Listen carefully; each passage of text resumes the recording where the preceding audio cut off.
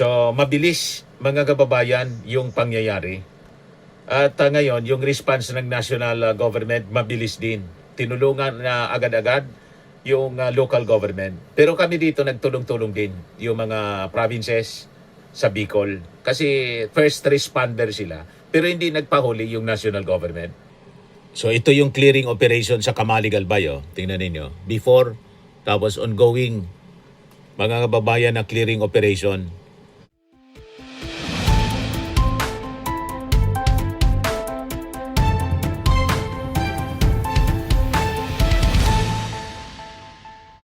Hello po mga kababayan, si Dante Maravillas. Maraming salamat sa ating Pangulong Bongbong Marcos kasi matik yung kanyang asaklolo dito sa amin. 'Di ba kahapon biglang pumutok yung Bulkang Mayon, nagkaroon ng tinatawag na dome collapse. Matik po yung naging reaksyon ng ating Pangulo. Inutusan niya agad-agad kanina si DPWH Secretary Vince Dizon para magsagawa ng inspeksyon at yung DSWD naman agad na nag-release ng tulong para sa mga affected families. Atik po yung tulong. Assistance for Mayon eruption victims. The national government says it continues to deliver immediate assistance to families by the eruption of Mayon volcano in the Bicol region.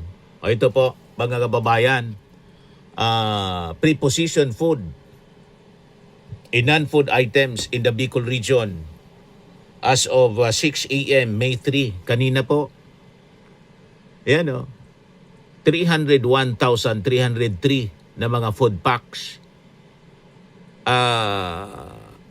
27,322 na ready-to-eat food boxes.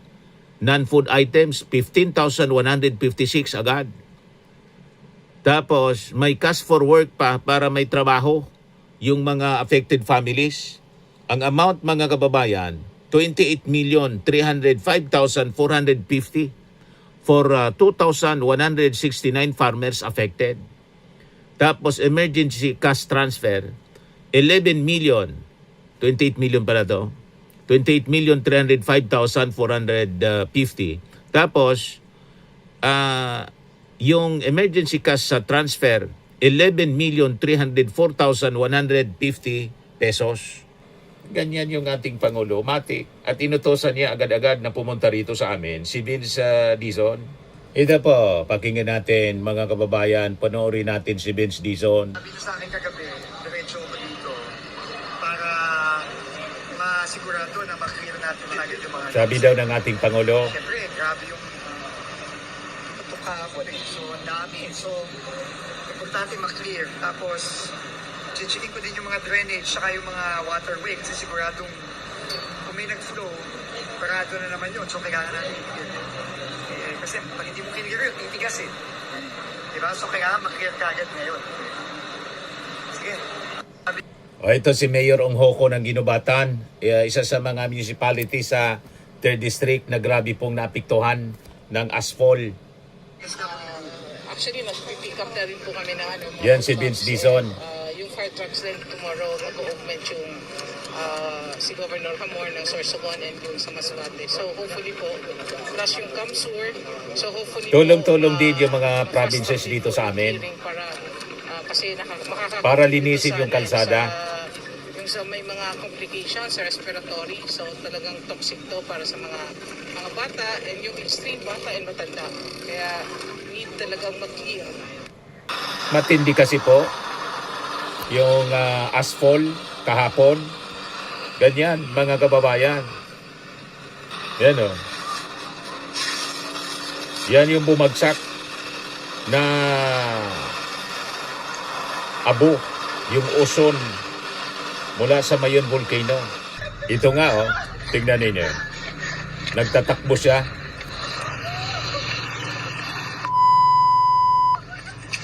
Dahil po sa nakikipaghabulan sa bagsak ng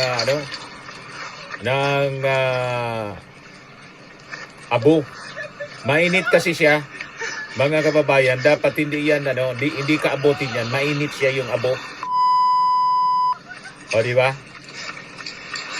Siya si Kenneth Urbano sa Kamalig Albay ito, mga kababayan, kahapon, yung kanyang experience.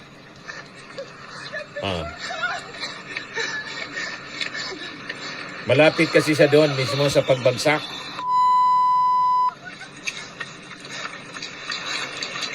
Grabe. Running for his life.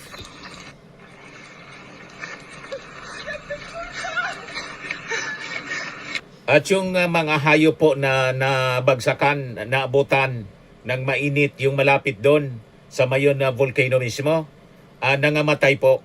Ayan, mga kalabaw at baka patay dahil sa asphalt na dulot ng Mayon volcano. Lapnos yung yung katawan ng mga hayop.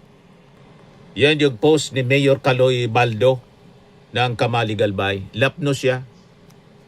Yung katawan ng kalabaw. Kita ninyo. Dati mga greeneries yan. Puro na abo. Mga kababayan. Yan puro na abo. Ganyan pati mga halaman. Natakpan na ng mga abo. At ito, siyempre, mainit siya. Mamamatay na itong mga halaman. Ayan lapnos, mga kababayan, yung kalabaw. Ang sabi, 7 yung patay sa livestock, yung kumpirmado. 7 na livestock, kumpirmado. 5 kalabaw, 2 baka, nalagutan ng hininga dahil sa kapal ng abo. May missing pang isa at isa pang kalabaw. Yung mga pananim, halos hindi daw mapakinabangan na dahil sa bigat at hindi ng pinsalang dulot ng asphalt. Ayan ang kalagayan ng mga pananim. Kung talong yata ito, mga gulay. Post ito ni Mayor Baldo. Kaloy Baldo, mayor ng mayor ng Kamalig Albay. Kaya mabuti na lang mabilis yung pag-aksyon, tulong ng ating national government. Mga kababayan dito sa amin, kawawa yung mga farmers. Ayan, pananim nila. Wala nang pakinabang yan. Kalabasa yata ito. Ito palay, tingnan ninyo. Kalabasa.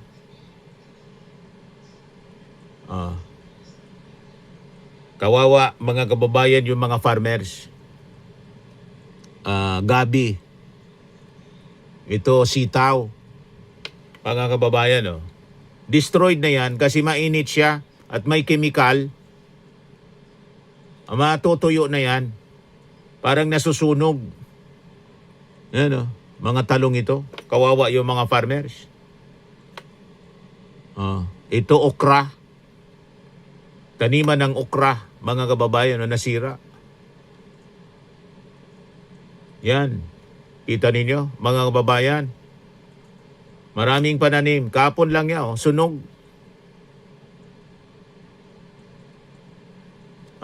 Lahat na yan abo. Yan, grabe. So, mabilis, mga kababayan, yung pangyayari. At ngayon, yung response ng national government, mabilis din. Tinulungan na agad-agad yung local government. Pero kami dito nagtulong-tulong din, yung mga provinces sa Bicol. Kasi first responder sila. Pero hindi nagpahuli yung national government. So ito yung clearing operation sa Kamalig Albay. Tingnan ninyo. Before, tapos ongoing, mga kababayan, na clearing operation. So mabilis ang paglilinis sa mga kalsada po.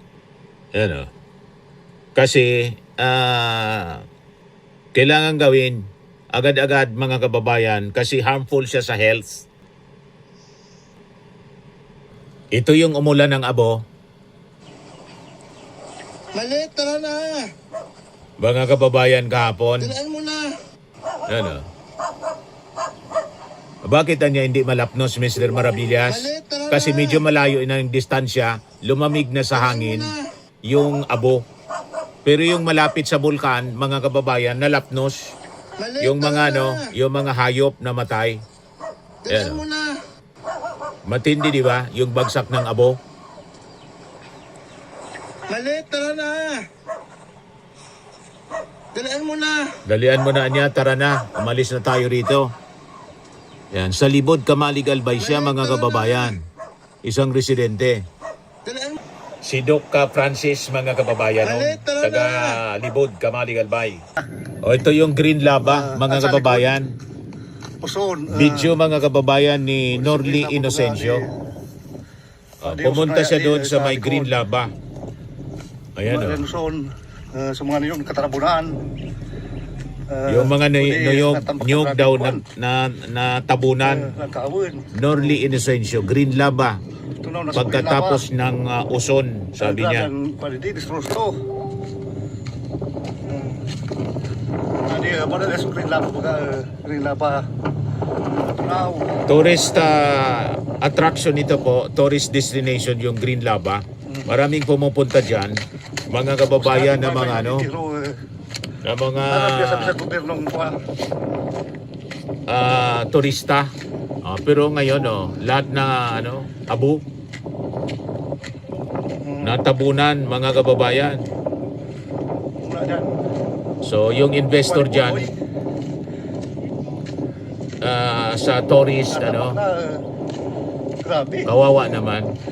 Ito sa Green Lava, Sapa.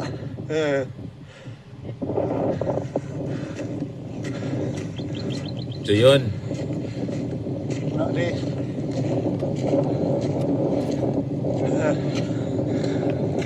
Kalawigan ko pa. Yan siya, oh. Yan yung ibinagsak, mga kababayan, oh. Abot sa kuha ni Yan ang uson. Ramon. So, bye-bye na grabe. Hindi ba sa kalawigan kong kuha ni? Buhangin, ibig sabihin ng bye-bye. Buhangin. Bumbunan na di pasiring. Wala di basod. So, yun ang kalagayan. Aftermath. After ng ano, pyroclastic, ano, gaso pa ang mga umuusok pa. mga kuha niya. Umuusok pa yung ano. Ayan, oh. Grabe. Inusong talaga. Tapos nakabot So, sa courtesy mga of ano, of Norly Inocencio, umakyat talaga siya doon, mga kababayan. Umuusok pa, mainit pa, madaling sabi. Kaya yung mga hayop na matay, Jesus. Muna dan landingan pa. Puro bye-bye. puro bye-bye, puro buhangin na niya. Sabi niya, Grabe ko ha. lahat niyan, binugayan, galing doon, mga kababayan. So, napakalawak pala. So, kanina, yung Kaap, dineclare na, no, kansilado. Kaap Area 5, flight cancellations for May 3, kanina, oh. From Bicol International Airport, Cebu Pacific, 2 flights affecting ilan to? Mga passengers, mga kababayan. Incoming 134, outgoing 97 passengers. Kinancel po kasi peligroso yung asphalt sa safety ng makina ng eroplano. So yun ang mabilis na aksyon ng ating Pangulong Bongbong Marcos. Tapos si Vince Dizon kanina, may isang tulay kasi dito na almost 15 years na. Hindi matapos-tapos, malapit papunta doon sa Mayon Volcano. Kilikaw Bridge, mga kababayan. Ang tawag nga namin, Ulayon Bridge. Ang ibig sabihin ng Ulayon, napakatagal matapos. So nag-promise si Vince Dizon na within 3 months, tatapusin na ito, mga kababayan, na 15 years. 15 years na niya, Mr. Maravillas. Di panahon pa ni Gloria Arroyo. Ay, hindi man po kay Gloria, parang kay panahon pa ni panahon ni ano na ngayon, 2026. Panahon ni Ninoy. ni Ninoy, ni Pinoy. Noynoy Aquino. Hindi matapos-tapos. Ayan yung Kilikaw Bridge, mga kababayan. 15 years, hindi matapos-tapos. Mabubulok na. In-inspection kanina. ni Vince Dizon kasama si Governor Noel Rosal. Yan mga kababayan. So nag-promise si Vince Dizon tatapusin ito within 3 months ay madadaanan na siya.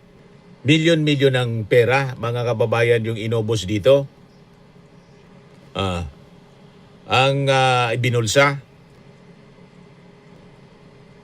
Matindi. Kalbaryo yung na-experience ng mga residente sa kabilang barangay. Malapit lang yan dito sa amin. O ito, mga kababayan, yung pahayag ni Vince Dizon. Matapos itong Ilikigaw Bridge, Dito naman sa Bintayan, Binitayan. sorry, ano to? Binitayan Bridge. Ano lang ako, nadidismayan talaga ako pag nakakita ako ng ganito. Gagong-gago na dito. Kinuwento sa akin ni Go. Kagabi pa lang. 15 years na daw ganyan nga ang dinadaanan ng mga 15 years? taga-Daraga. 15 years. Can you imagine? 15 years. Yung pagdurusa ng mga kababayan natin, tapos may makikita silang ganito na nakatengalan, kaya nagagalit talaga yung tao sa gobyerno. So ito, kinumit namin kay Gov, in the next 2 to 3 months, tatapusin namin. So hopefully by July, tapos na to. Pero dalawa kasi Pwede bridge naman to, pala, 3 Tatlo, months, 2 15 lanes, years. 2 lanes. So unahin na muna namin itong una, kasi kukonkretuhin na lang yan. Pero bago yun, papacheck muna natin yung integrity ng structure para siguraduhin na safe. Pero siguro within 3 months, makakadaan na ito magagamit. Ito finally after 15 years. Can you imagine 15 years? And then yung susunod, yung dito, dalawang lanes dito, nag-commit na ako kayo. Pinagkakitaan lang yan ng mga politiko. Pupunduan to for 2027. 15 at least years. by next year, tapos na pareho. 4 lanes na. Sige lang ang pabudget. So kung 15 years, panahon pa mga kababayan ni dating Pangulong Pinoy. Tapos dumaan sa panahon ni Digong, hindi din natapos. In 3 months tatapusin mga kababayan ni Vince Dizon. Panahon ng ating Pangulong. BBM. BBM. Kita ninyo kung paano mabilis na umaksyon yung ating gobyerno. Ganon kabilis. Pumutok lang kahapon, matik po yung instruction ng ating Pangulo. Dumiritso ka na niya doon, sabi ni Vince Dizon. Inutusan siya ng ating Pangulong Bongbong. Umakyat ng Miisi. 3 minutes ago, para lang post ni Governor Noel Rosal. Just now, in Barangay Miisi, Green Laba, yung pinakita ko sa inyo kanina. Dahil sa lahar flow, kahapon natakpan na yung gali. Sabi niya, pati yung green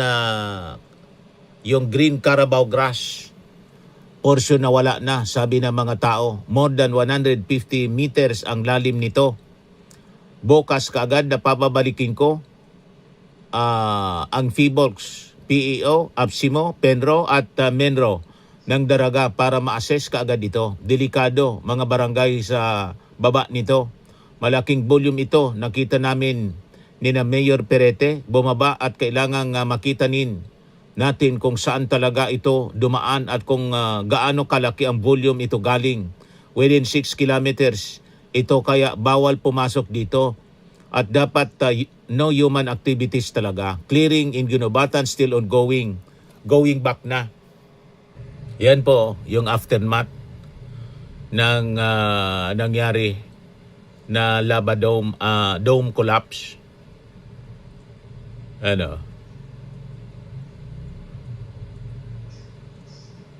Matindi. Sunog lahat sa paligid. Sayang nito. Tourist destination to, mga kababayan. Laging may nagpipictorial dyan. Mamaya ipakita ko yung dati niyan na itsura nung hindi pa tinamaan ng yung green lava. Hindi pa tinamaan ng asphalt. Ayan Matindi. Sayang mga kababayan nito. Pero siyempre, pupunduhan siguro to para sa rehabilitation. I love green lava. Ito lava to.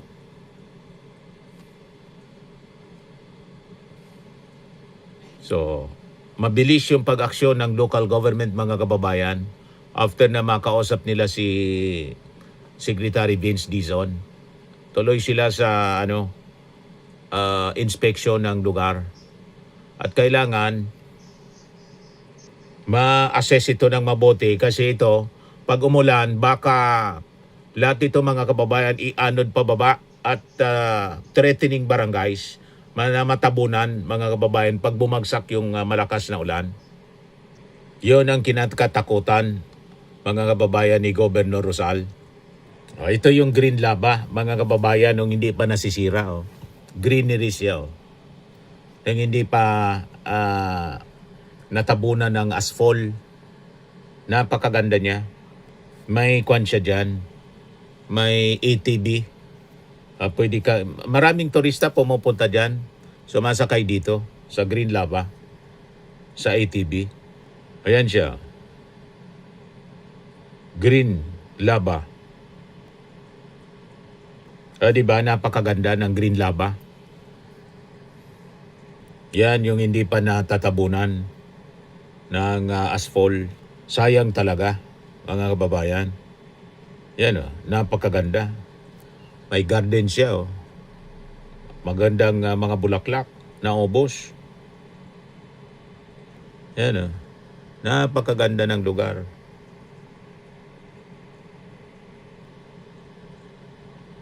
Di ba? Napakagandang lugar yung green lava. Yan siya. Yan yung ATV. Maraming namamasyal dyan. Ito na siya ngayon. Lahat na lang buhangin. Mga kababayan. Kawawa man yung hanap buhay. Naubos yung hanap buhay. I love green lava. Ito na siya ngayon. Boss. Nasunog yung mga pananim, mga bulaklak. Wala na. Natunaw na. Grabe. You see? Yan na siya ngayon. So anyway, mga kababayan, ganun talaga. Ang dapat gawin, magsimulang muli, rehabilitation. Tama po. Kailangan bumangon. Ayan man lang po, mga kababayan. Ako po si Dante Maravillas. Bye-bye. God bless.